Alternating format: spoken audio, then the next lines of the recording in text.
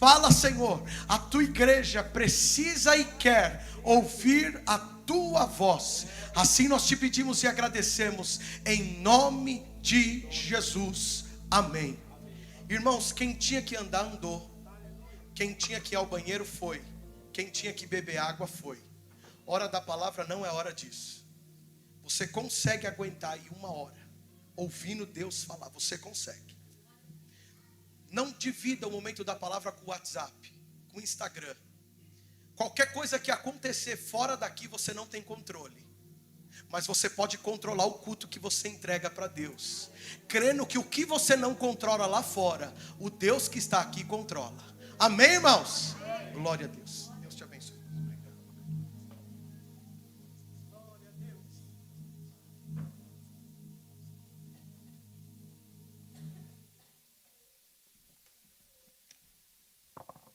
Querida igreja, a paz do Senhor Jesus. Amém.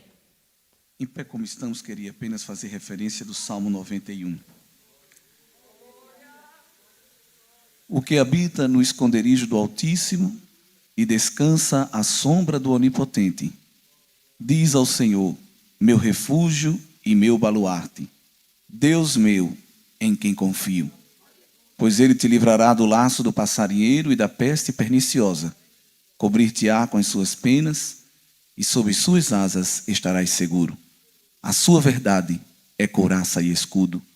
Não te assustarás do terror noturno, nem da seta que voa de dia, nem da peste que se propaga nas trevas, nem da mortandade que assola ao meio-dia.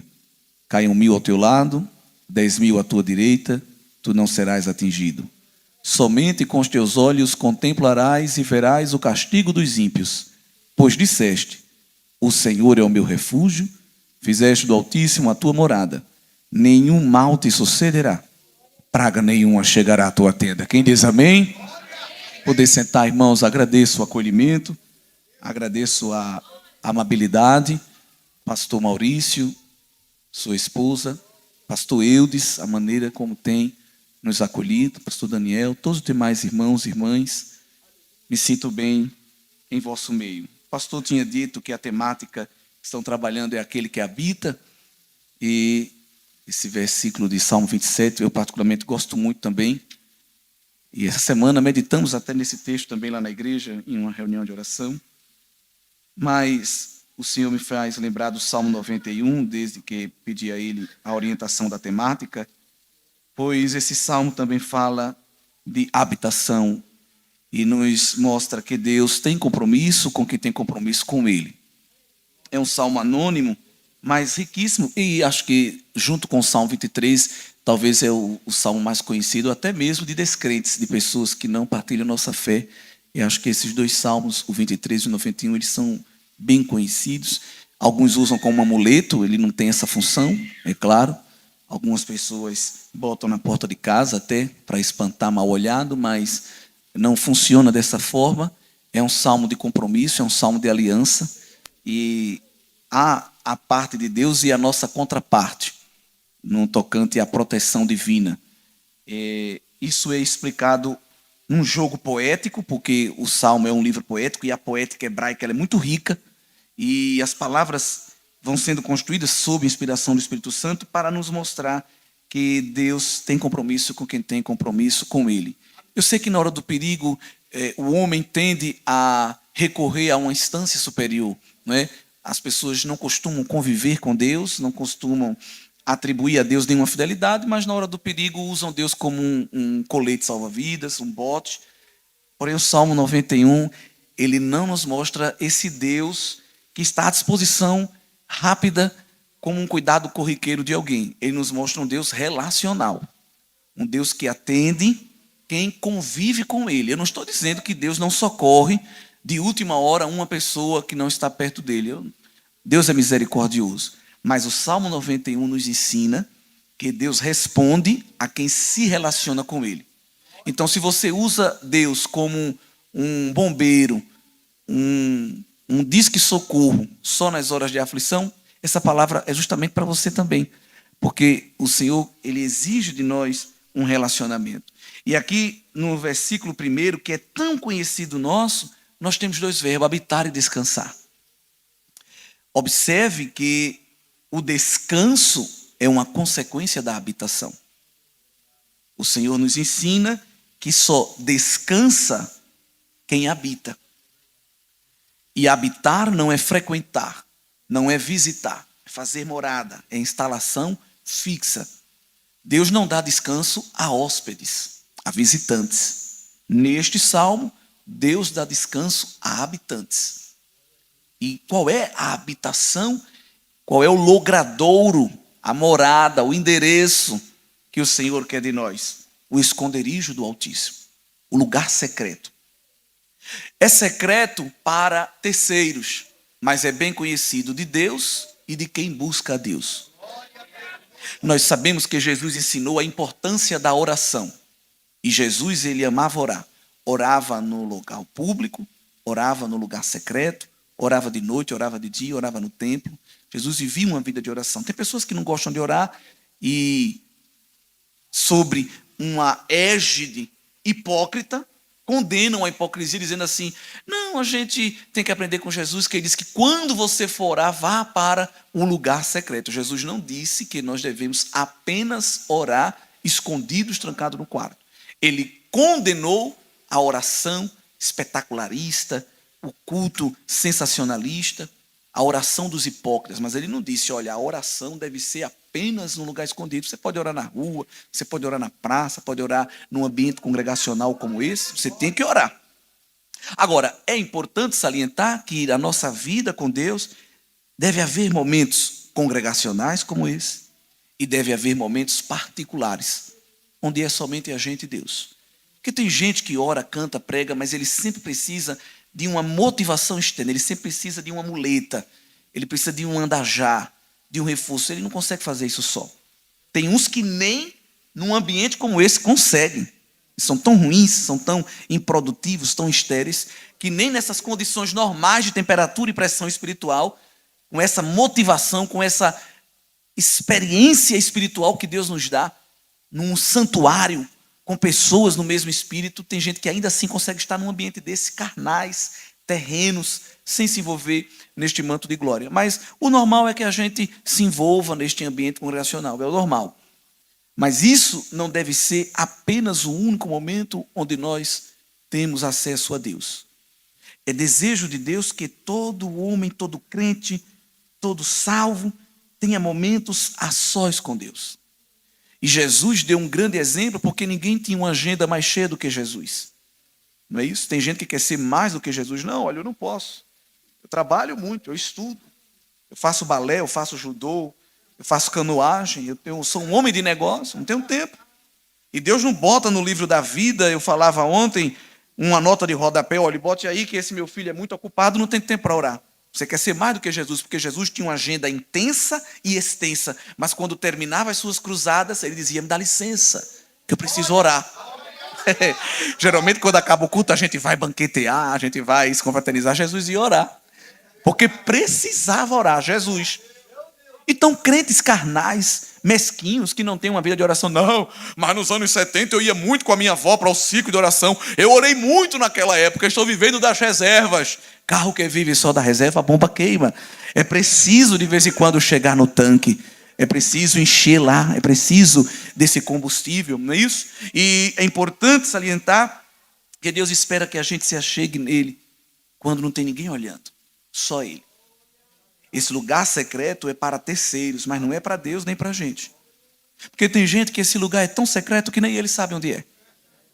Eu sei que Deus é onisciente, mas eu até brinco dizendo que parece que nem Deus sabe onde é esse lugar secreto. Ah, irmão, eu oro no meu lugar secreto. Qual é esse lugar? Mas aquele que tem lugar fixo na presença de Deus, no esconderijo do Altíssimo. O Salmo 27 diz que ele esconde este homem que busca a presença de Deus no seu pavilhão secreto. E quando Deus esconde alguém, ninguém acha. E quando Deus mostra alguém, ninguém esconde. Glória a Deus. Quando for o tempo de Deus mostrar, de Deus fazer propaganda, de Deus soprar o nome, Ele não precisa de nenhum agente publicitário. Mas quando Deus também quiser te esconder, irmão, ninguém te encontra, nem o teu inimigo, nem o teu amigo, glória a Deus. Porque às vezes o perigo é o inimigo encontrar a gente. E às vezes o perigo é o amigo. Porque nem sempre o inimigo vem como o inimigo nos distrair. Na maioria das vezes ele manda o amigo. Porque quando o diabo não nos vence na pressão, ele nos vence na sedução. Boa parte dos crentes consegue vencer o diabo no primeiro golpe da pressão. Porque é declarado, é guerra, é hostil. Show, Satanás, está repreendido em nome de Jesus. Sangue de Cristo tem poder. Aí ele vence o diabo, e o diabo diz, esse crente está esperto. Mas eu agora vou com a minha segunda investida, eu vou na sedução.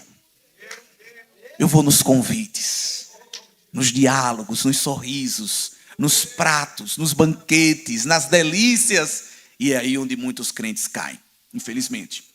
É por isso que nós precisamos ter uma vida com Deus, um particular com Deus, porque quando nós habitamos neste lugar secreto, o descanso chega. E esse descanso vem na forma de um refrigério, é a sombra do Onipotente.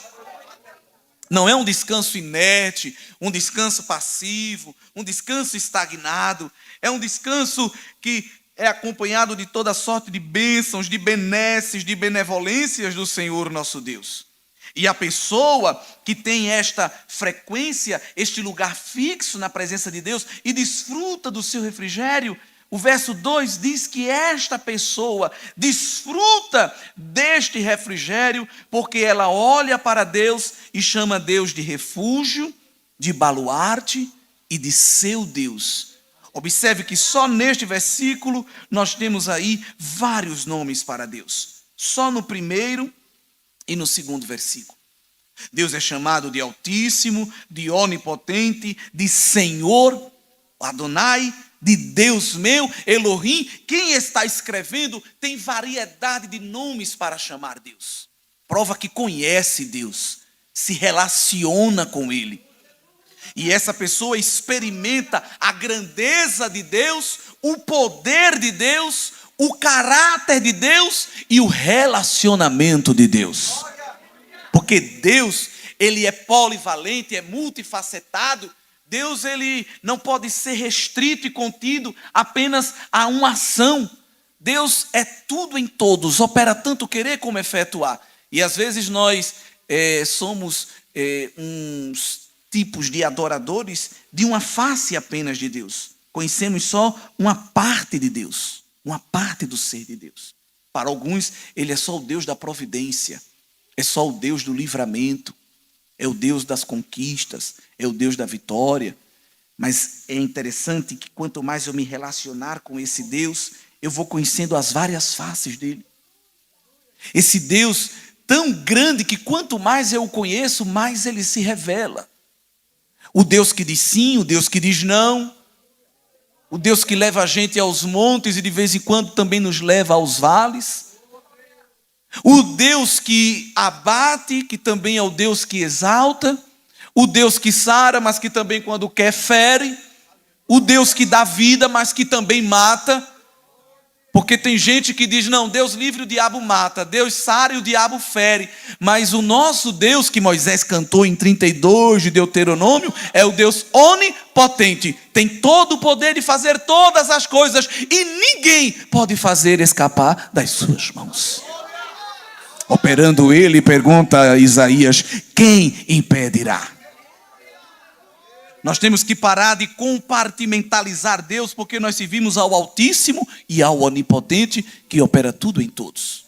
Jó tinha essa convicção. Quando o diabo pediu permissão a Deus para nocautear Jó, e tudo que ele tinha, Deus disse, pode levar tudo. Só não leva ele, que ele é meu. Eu vou te provar que ele é um adorador. Eu vou te provar que ele é sincero. E se Jó fosse esses crentes de hoje em dia, que servem apenas a uma face de Deus, quando ele rapou sua cabeça, rasgou suas vestes, se prostrou, ele ia dizer, Deus me deu e o diabo tomou. Mas na ficha técnica da vida de Jó, Jó não deu crédito nenhum a Satanás. Satanás ficou estrebuchando de raiva. Porque quando Jó, na sua dor, se prostrou, que o diabo disse, agora ele blasfema, ou no mínimo murmura, aí Jó diz aquela frase de adoração que ecoa pelos milênios até hoje. Nu eu saí do ventre da minha mãe e nu eu voltarei para lá. Deus me deu e o diabo não. Deus Deus tomou. Bendito seja o nome do Senhor, que opera tudo em todos. Louvado seja Deus. Esse Deus é conhecido no Salmo 91. O Deus altíssimo e onipotente. Jó 35:6 diz que Deus é muito grande, contudo a ninguém despreza. Ele consegue mesclar esta grandeza, esta alteza e não ser inacessível e ficar à disposição dos pequenos. Tem gente que só porque é promovido numa empresa, você precisa passar por 3 antessalas para poder falar com ele. Deus está na sala do trono no altíssimo céu, mas também habita com o contrito e o quebrantado do coração, e em nenhum momento ele se inferioriza. Ele consegue andar no trono de glória e consegue entrar no casebre de taipa e revelar a sua glória para o aflito e o oprimido. Esse Deus está olhando para quem chama ele de refúgio e de baluarte, de Deus. Alguns até dizem que esse salmo parece que tem um toque davídico, embora seja anônimo, e não adianta a gente ficar conjecturando as autorias, mas aqui no versículo 2, parece muito também um jeito que Davi gostava de falar de Deus nos seus salmos. Ele gostava muito de usar o nome possessivo, meu Deus. Por exemplo, no Salmo 18, ele usa 7 vezes esse pronome possessivo, dizendo que Deus era seu libertador, seu refúgio, seu rochedo, é o meu Deus. Parece aquele filho que um pai tem vários filhos e ele fica, meu pai. Meu pai, é aquele outro filho diz, não é só seu não, ele também é meu. Mas o fato de ele ser meu, não inferioriza ele ser seu. Porque Deus não é uma pizza que tirando-se uma fatia se subtrai. Ele é meu, se ele é teu também, tu te vira aí. Agora ele é meu, é o meu rochedo, é o meu libertador, é o meu lugar forte, é o meu refúgio, é o meu esconderijo. Eu tenho relacionamento com ele. Ele é meu Deus. Tem muitas pessoas que até creem em Deus, mas é no seu Deus. Irmão, apresente lá ao seu Deus. Irmão, ore lá ao seu Deus. E fazem de Deus um pajé, um curandeiro, um entregador de bênção. Ô irmão, eu soube que o seu Deus é poderoso e vivem com Deus com esse distanciamento. Ele também quer se tornar teu Deus. Assim como ele é meu. Eu não sei se ele é teu, mas ele é meu. Glória. Ele está disponível, ele é acessível. A porta da graça está aberta. Ele está estendendo as mãos, ele está estendendo os braços, ele está inclinando os ouvidos, ele está estendendo o olhar, ele está virando o rosto. Eu estou disponível para ti, para se tornar teu Deus, teu refúgio, teu baluarte, alguém que você pode confiar. Observe que eu estou colocando a minha confiança em Deus, eu estou habitando na presença desse Deus, e agora começam a aparecer as ações de consequência de quem tem esse Deus como refúgio, como baluarte, como confiança. Esse Deus, ele começa a aparecer, esse Salmo 91 é um salmo muito forte, porque demonstra essa característica de Deus de livramentos. Pois ele te livrará. Verso 4, ele te cobrirá. Nós vamos observando ações de um Deus protetor. De um Deus que poderia estar muito ocupado, rodeado de seres angelicais recebendo adoração, mas ainda que receba adoração ininterruptamente, ele consegue estar atento às horas mais difíceis. Ele poderia ser um Deus mesquinho e dizer, eu estou aqui rodeado de glória e deixa os seus problemas para lá. Ninguém quer saber de problema de ninguém. Nessa sociedade individualista nós dizemos, problemas já bastam os meus. Aquela pessoa é muito problemática. Vixe, não quero nem falar. Eu não vou nem estabelecer contato visual porque eu sei que ele vai pedir alguma coisa. Deus é o contrário. Deus é o único que bota uma placa dizendo, tem algum problemático aí? Tem gente aí com abacaxi, com pepino? Tem? Ah, então pode vir a mim. Estas placas estão lá em Mateus 11, quando Jesus diz, vem a mim, todos que estáis cansados, sobrecarregado, os estressados, problemáticos. Quando tem gente com problema, vem a mim e eu vos aliviarei. Especialista em fazer isso. Ele te livrará do laço do passarinheiro e te livrará da peste perniciosa. Eu gosto da tradução King James, nasceu aqui nesse país, que diz, ele te livrará do inimigo ardiloso. E eu queria que os irmãos estivessem atentos a isso. Porque o diabo tem derrubado muitas pessoas na sedução, embora não as consiga derrubar na pressão. Estamos vendo muitos homens valentes, muitos soldados, muitas mulheres tombando com o inimigo ardiloso das nossas almas. E em Efésios 6, quando Paulo, pelo Espírito Santo, nos ensina a nossa estratégia de guerra, ele nos lembra que o nosso inimigo é astuto, é sagaz, ele tem uma perspicácia, ele tem uma expertise, e ele usa isso para fabricar ciladas. Ele não derruba com coisas explícitas, ele derruba com o que é implícito. Ele não derruba com o que é gritante, ele derruba com o que sussurra. O laço do passarinheiro é o laço do caçador, que não parece laço. É por isso que capta, é por isso que captura o indefeso animal, que não percebeu que aquilo era ruim.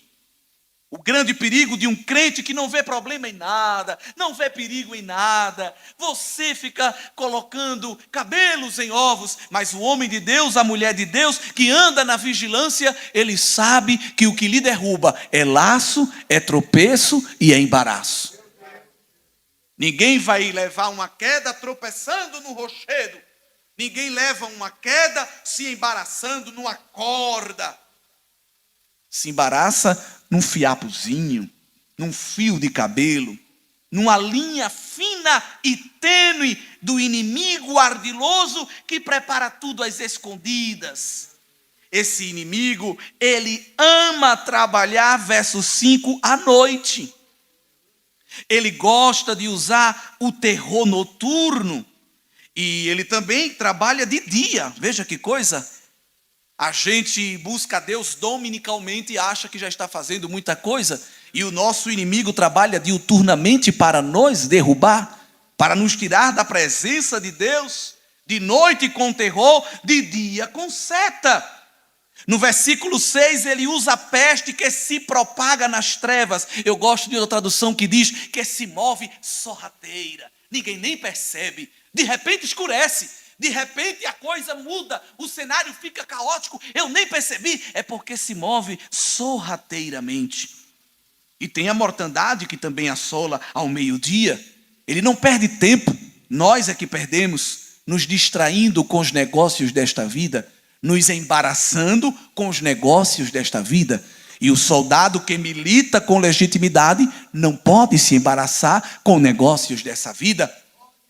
Porque Neemias recebeu pressão de Tobias, de Sambalate, de Gesem Arábio, ameaças, oposição. Eles até quiseram usar a própria violência quando viram nos capítulos iniciais que não derrubavam Neemias na pressão. No capítulo 6 vem um convite, aparentemente amigável, para derrubar na sedução.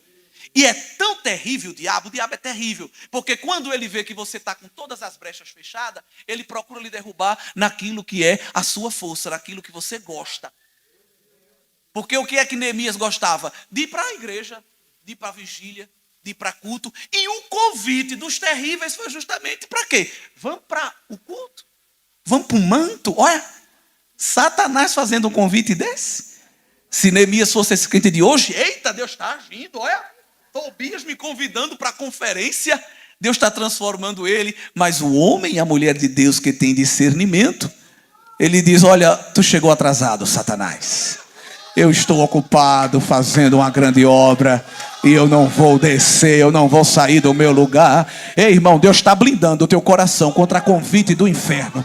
Vai vir convite no zap, vai vir bater na tua porta. Alguém vai vir com tudo preparado e tu vai dizer, show, show, desaparece.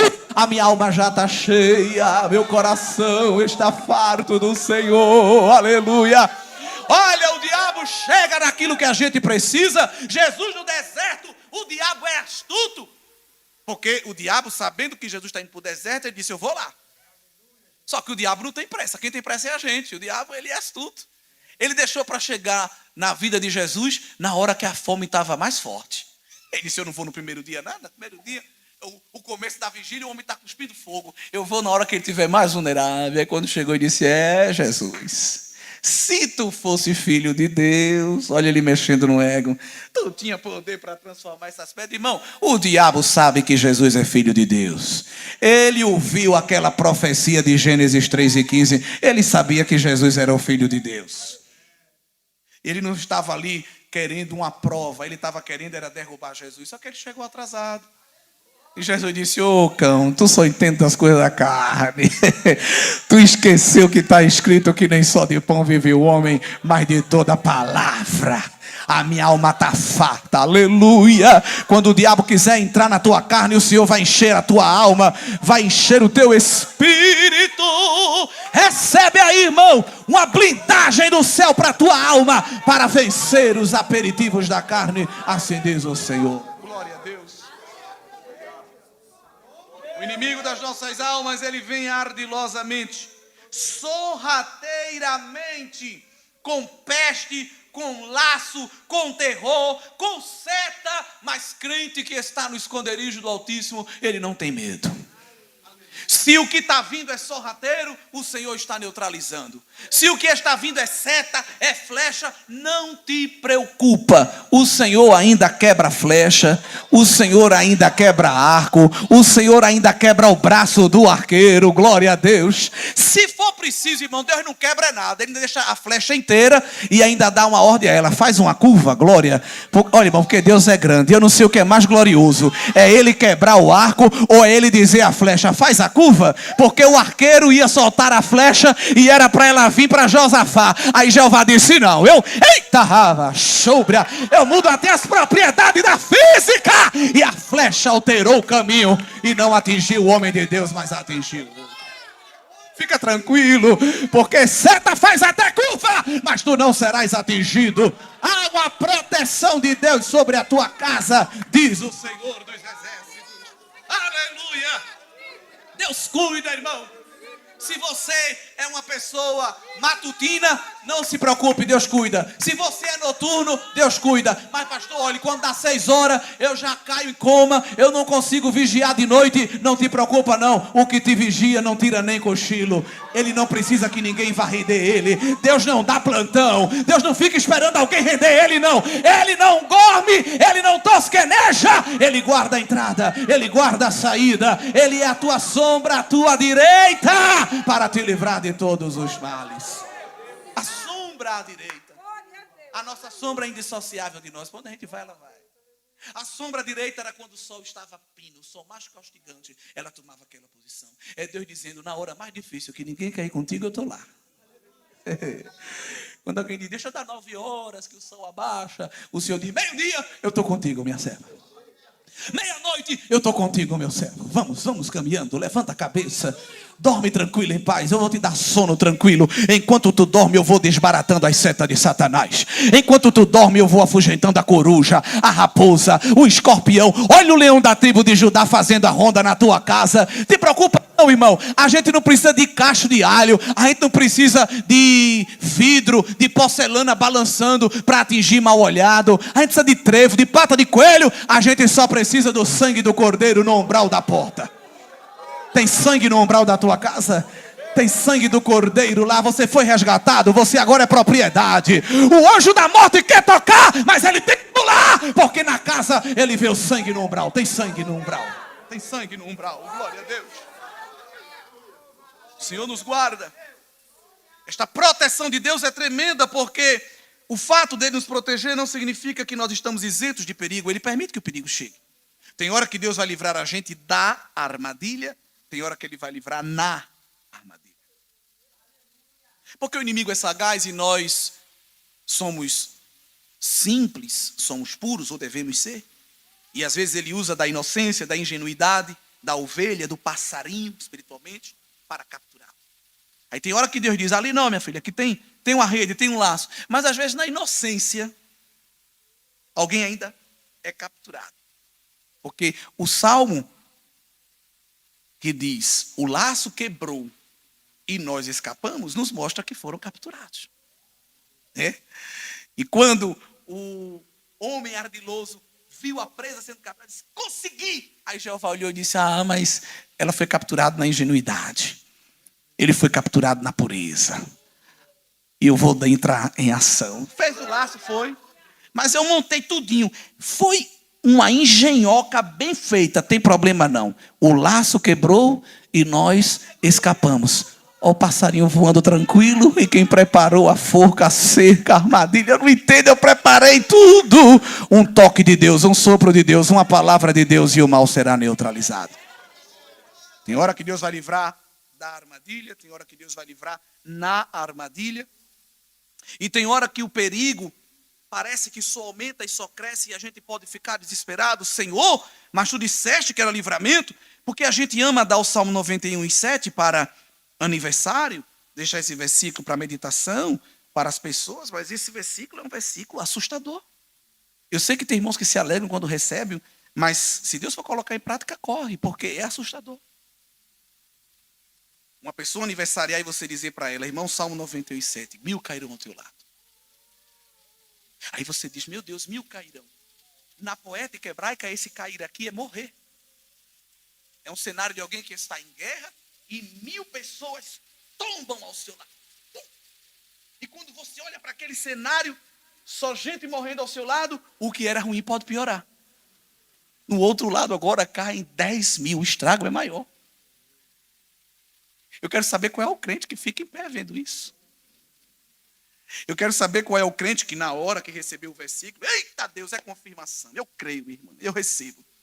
Mas quando eu vejo 1000 caindo, 10.000 tombando, Senhor, onde estás? Aí vem a parte gloriosa do versículo.